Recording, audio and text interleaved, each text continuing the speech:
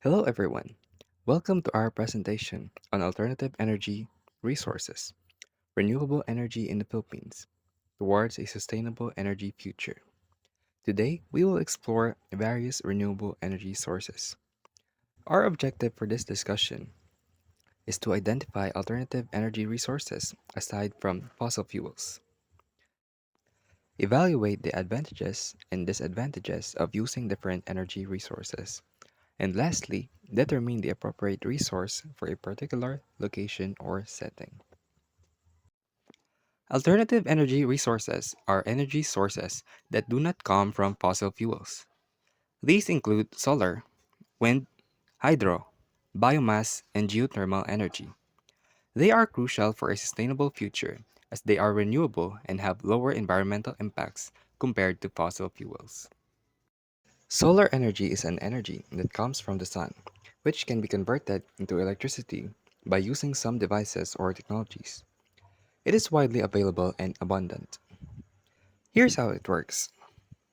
Solar panels contains photovoltaic cells that convert sunlight directly into electricity. When sunlight hits the cell, it knocks electrons loose from their atoms, generating a flow of electricity. The advantages of using solar energy is it is clean and renewable, and it can reduce your electricity bills instantly.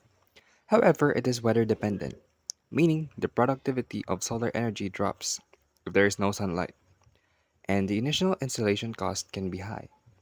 Technologies used in solar energy is quite expensive. Hydroelectric energy. Hydroelectric energy generates electricity from the flow of water, typically using dams. The process works by capturing the energy of falling or flowing water to spin a turbine connected to a generator. When water flows through the dam, it turns the turbine blades, which then drives the generator to produce electricity. The Magat Dam in Luzon is an example of a hydroelectric power plant in the Philippines. Hydroelectric power is a reliable and efficient. It provides additional benefits like water storage and food control. However, it can have significant environmental impacts on aquatic ecosystems and requires high initial costs. It's expensive. Wind energy. Wind energy converts the kinetic energy of wind into electricity through wind turbines.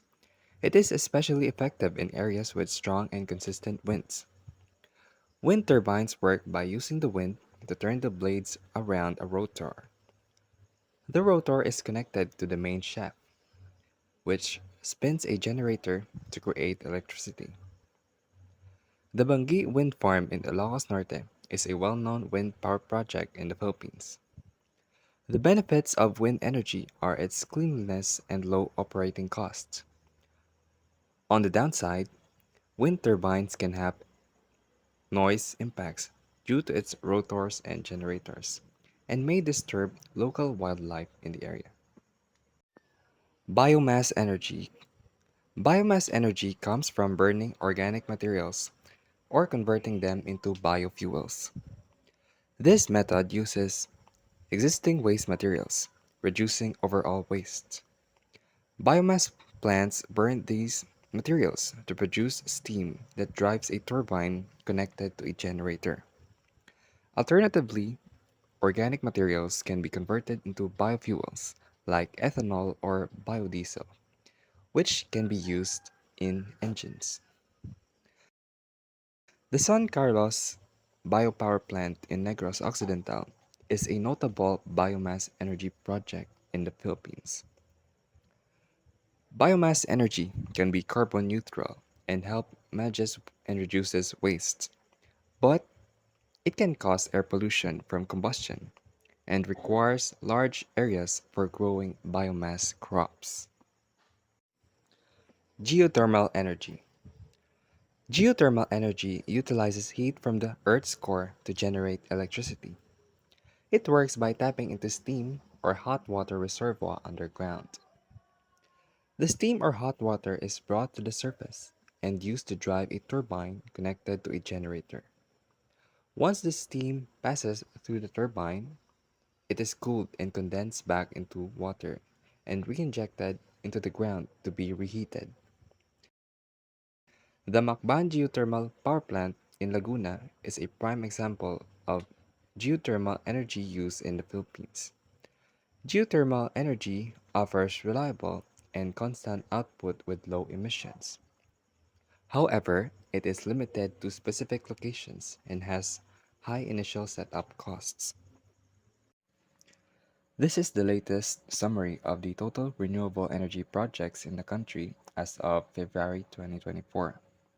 These projects are under the Renewable Energy Act of 2008, which aims to promote the use of renewable energy in the country. We can see in the data there's a grand total of 1,304 renewable energy projects with the potential capacity of 134,631.87 megawatts and an installed capacity of 6,803.58 megawatts. These numbers demonstrate the country's commitment to utilizing its renewable energy potential. Choosing the appropriate energy resource depends on factors such as location, climate, available resources, and energy needs. For instance, coastal areas might benefit from wind energy, as seen with the Bangi Wind Farm. Sunny regions like Batangas, with its Calatagan Solar Farm, can utilize solar energy. Volcanic regions, such as Laguna, with the Macban geothermal plant, are ideal for geothermal energy. Assessing these factors helps determine the most effective renewable energy solutions for a specific area.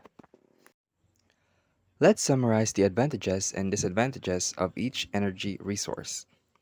Solar energy is renewable, but weather dependent. Wind energy is clean, but can affect wildlife. Hydroelectric energy is efficient, but impacts aquatic ecosystems. Biomass energy reduces waste, but causes air pollution. And geothermal energy is reliable, but limited to specific locations.